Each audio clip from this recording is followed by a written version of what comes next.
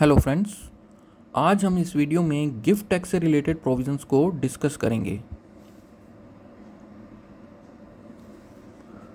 Friends, the gift tax act itself was abolished in October 1998 and it was again reintroduced in 2004, and since then it is regulated under the Income Tax Act.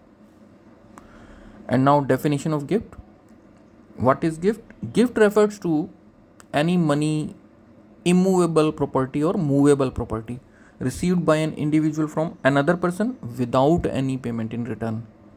And now the most important thing, gifts received by any person are taxed in the hands of the recipient under the head income from other sources. तो दोस्तों, gifts अगर कोई person receive करता है तो वो income from other sources के head में ही टैक्सेबल होंगे। इसका मतलब जो टैक्स रेट्स लगेंगे वो स्लैब रेट्स के हिसाब से लगेंगे जो भी उस पर्सन को एप्लीकेबल होंगे, कोई स्पेशल रेट नहीं होगा। अब हम समझते हैं कि कौन से गिफ्ट्स टैक्सेबल हैं। तो एक थ्रेशोल्ड लिमिट ऑफ ₹50,000 प्रोवाइड की गई है जिसके अबव अगर कोई पर्सन गिफ्ट रिसीव करता है during the year other than a relative से, then it will be taxable. और ये जो 50,000 की थ्रेशोल्ड लिमिट है, it will be taken as aggregate of all the gifts received. यानी एक पर्सन ने एक से ज़्यादा गिफ्ट्स भी रिसीव अगर किए हैं छोटे छोटे, लेकिन उनका टोटल 50,000 से अबव बन रहा है सबका, तो भी गिफ्ट टैक्स उन सब के ऊपर एप्लीकेबल होगा and the entire amount received will be taxable. 50,000 उनमें से रिड्यूस नहीं किए जाएंगे, entire amount of the gift will be taxable. और अब इसके बाद हम इमूवेबल प्रॉपर्टी की तरफ आते हैं। अगर कोई पर्सन इमूवेबल प्रॉपर्टी रिसीव करता है विदाउट एडिक्वेट कंसिडरेशन, मतलब पूरा कंसिडरेशन नहीं देता है, तो इसका मतलब ये हुआ कि जो डिफरेंस होगा उसकी स्टैम्प ड्यूटी वैल्यू का और जो वो पर्सन ने अमाउंट पे किया है वो अगर 50,000 से अबव होता है तो गिफ्ट उसको टैक्सेबल गिफ्ट माना जाएगा। और उसमें एक और कंडीशन भी है कि स्टैम्प ड्यूटी वैल्यू एक्सीड होनी चाहिए 110% ऑफ कंसिडरेशन अमाउंट के, जो कि नॉर्मली होती ही है ऐसे केसेस में। तो यहाँ पर immovable property if inadequate consideration is given then difference between stamp duty and consideration received will be taxable gift. और अब हम इसी केस में इमूवेबल प्रॉपर्टी अगर बिना कुछ पैसे दिए ही अगर रिसीव कर लिए तो पूरा का पूरा जो भी स्टैम्प ड्यूटी वैल्यू है वो टैक्सेबल गिफ्ट माना जाएगा, प्रोवाइडेड इट एक्सीड्स 50,000 रुपीज़।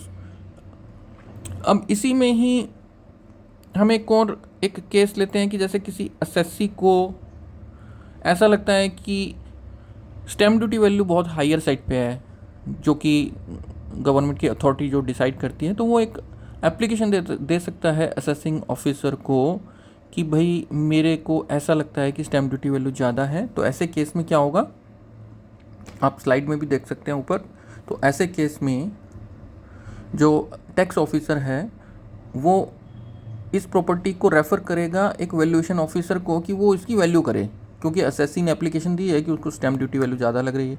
तो ऐसे केस में अगर वो valuation officer lower stamp duty decide करता है या कैलकुलेट करता है तो वो लोअर स्टैम्प ड्यूटी उस केस में मानी जाएगी। अब हम आते हैं नॉन इमूवेबल प्रॉपर्टीज़ पर, यानी इमूवेबल प्रॉपर्टी के अलावा कोई भी property. In case a person receives any property other than immovable for इनएडिक्वेट consideration, पहले देखते हैं। उसमें भी वही सेम केस है, difference between the fair market. यहाँ पर स्टैम्प ड्यूटी की जगह fair market value word use किया जाएगा क्योंकि ये इमूवेबल प्रॉपर्टी नहीं है। तो यहाँ पर difference between the fair market value of that property और जो उसने पे किया है, यहाँ पर भी वो थ्रेशोल्ड लिमिट से लेकिन एक्सीड करना चाहिए, तभी हम उसको टैक्सेबल गिफ्ट मानेंगे। अब सेम केस में ही अगर उसने पर्सन ने कुछ भी नहीं दिया है और सिर्फ प्रॉपर्टी रिसीव कर ली है अदर देन इमूवेबल अगेन, और कुछ भी पेमेंट नहीं किया है, तब तो फुल वैल्यू जो भी है उसकी फेयर मार्केट वैल्यू वो टैक्सेबल गिफ्ट मानी जाएगी। और again provided that it exceeds 50,000। तो हमने दोनों इमूवेबल और अदर देन इमूवेबल प्रॉपर्टीज़ के बारे में भी जान लिया है, कैसे टैक्सेबल गिफ्ट्स इसमें अराइज होता है। अब हम ये जानेंगे कि एग्जेम्प्ट गिफ्ट्स कौन से होते हैं जिन पर टैक्स नहीं लगेगा। तो सिंपली जैसा कि हमारी पिछली स्लाइड्स में 50,000 वाली जो थ्रेशोल्ड थी, ऑब्वियसली अगर उससे कम की वैल्यू का गिफ्ट रिसीव किया गया है ऑब्वियसली वो एग्जाम्प्ट हो जाएगा। और उसके बाद gift received on the occasion of marriage from immediate family members are exempt from tax. Wedding gifts can include cash, jewellery, movable और इमूवेबल प्रॉपर्टीज़। तो वेडिंग की ओकेजन पे अगर कोई गिफ्ट रिसीव किए जाते हैं तो वो भी एग्जाम्प्ट होते हैं टैक्स से। इसके अलावा gift received by way of inheritance और विल, वो भी एग्जाम्प्ट होते हैं फ्रॉम गिफ्ट टैक्स। अगर कोई विल छोड़ करके गया है कोई आदमी, उससे किसी को कोई प्रॉपर्टी मिल जाती है या इनहेरिटेंस से मिल जाती है, तो ऐसी प्रॉपर्टीज़ पे कोई गिफ्ट टैक्स नहीं लगेगा। इसके अलावा any money received from A local authority, charitable trust, university, जैसे यूनिवर्सिटी से स्टूडेंट्स को, कुछ मेरिटोरियस स्टूडेंट्स को कुछ कोई भी पेमेंट की जाती है, हॉस्पिटल से कोई किसी को पेमेंट हुई है, किसी तरह की कोई चैरिटी हुआ है, कोई एनी अदर लोकल अथॉरिटीज़, अगर इस तरह का कुछ भी पेमेंट्स किसी को रिसीव हुई हैं तो उसके ऊपर भी गिफ्ट टैक्स नहीं लगेगा। इसके अलावा any gift receive from a relative is not taxable in the hands of the recipient irrespective of the amount received. In other words there is no limit on the amount of tax free gifts one can receive from his relative. तो ये बहुत ही important जो point है सबसे नीचे वाला, वो बहुत ही इंपॉर्टेंट पॉइंट है इन गिफ्ट्स के प्रोविजंस में, कि कोई भी गिफ्ट अगर रिलेटिव से मिलता है ना तो वो without any limit, that is not taxable gift, उसके ऊपर टैक्स नहीं लगता है। और इसके अलावा gift received from HUF by any member of HUF at the time of distribution of capital asset on total और पार्शियल पार्टीशंस। जो HUF के जो पार्टीशंस होते रहते हैं तो उसमें जो भी डिस्ट्रीब्यूशन होता है, जो मेंबर्स को जो भी एसेट्स मिलती हैं, कैपिटल एसेट्स, तो उन पे भी गिफ्ट टैक्स नहीं है। इसके अलावा gift received in contemplation of death of donor और payer is exempt from tax. जैसे कोई मरने वाला ही है इंसान, ऐसा लग रहा है, और वो कुछ भी डोनेट कर जाता है तो उस पर भी कोई गिफ्ट टैक्स नहीं लगता है। तो जैसा कि पिछली स्लाइड में हम एक बार फिर से आते हैं, जैसे सबसे नीचे वाला जो प्रोविज़न है, any gift receive from a relative is not taxable irrespective of the amount receive, जितना मर्जी अमाउंट भी हो। तो ये सबसे इम्पोर्टेंट पॉइंट मैंने बताया था। तो यहाँ पर लेकिन रिलेटिव का मतलब क्या है ये जानना बहुत ज़रूरी हो जाता है। तो उसके लिए हमें रिलेटिव की डेफिनेशन भी देखना बहुत ज़रूरी है कि हु इज़ रिलेटिव देन। तो आप स्लाइड में देख सकते हैं एक लिस्ट है पूरी जो कि रिलेटिव माने जाते हैं। इनसे कोई भी गिफ्ट मिलेगा तो वो टैक्स फ्री होगा, गिफ्ट टैक्स नहीं लगेगा उस पर। जैसे कोई स्पाउस ऑफ द इंडिविजुअल अगर गिफ्ट देते हैं एक दूसरे को। इसके अलावा इंडिविजुअल्स का कोई ब्रदर और सिस्टर, वो भी, और ब्रदर और sister of the individual's spouse, और ब्रदर और sister of either of the individual's parents, और इंडिविजुअल्स लीनियल असेंडेंट और डिसेंडेंट, और लीनियल असेंडेंट और descendant of the individual spouse also, और 7 है spouse of the person refer to 2 to 6। तो इसमें लगभग सारे रिलेटिव्स कवर हो ही जाते हैं।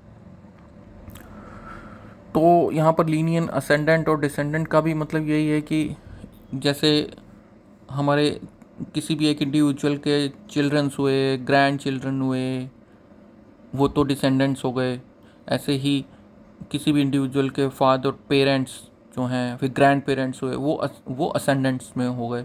तो इसमें इन 7 पॉइंट्स में लगभग सारे रिलेटिव्स कवर हो जाते हैं जो कि सामने दिए गए हैं। तो इससे हम क्या कंक्लूजन निकालते हैं कि रिलेटिव्स से अगर कोई भी गिफ्ट मिलता है तो उसके ऊपर कोई गिफ्ट टैक्स नहीं है। However, in most of these cases, the income derived from the gifted amount या property is clubbed in the donor's income for income tax purpose. Hence, a proper planning is required if a person wants to avoid clubbing provision. दोस्तों, हमने ये तो discuss कर लिया कि gift tax नहीं लगेगा, ये एग्जाम्प्ट गिफ्ट है। लेकिन यहाँ पर एक और जो हमें ध्यान रखने वाली जो बात है वो ये है कि गिफ्ट तो नहीं लगेगा, लेकिन उस गिफ्ट से जो इनकम हमें प्राप्त होती है आगे, उस गिफ्ट प्रॉपर्टी से या उस गिफ्ट अमाउंट से हमें आगे जो इनकम प्राप्त होती है तो वो नॉर्मली क्लब हो जाती है जिस डोनर ने वो गिफ्ट दिया उसी की इनकम में।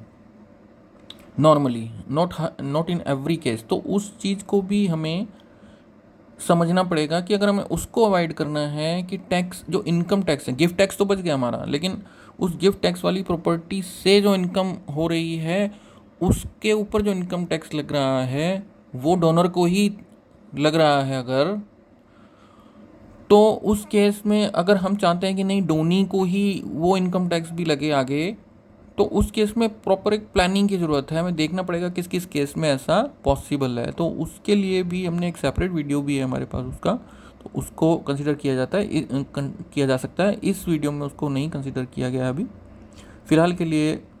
ये वीडियो हमारी यहीं पर एंड होती है। अगर आपको वीडियो इन्फॉर्मेटिव लगी हो तो आप आगे इसको शेयर कर सकते हैं और लाइक भी कर सकते हैं। Thank you.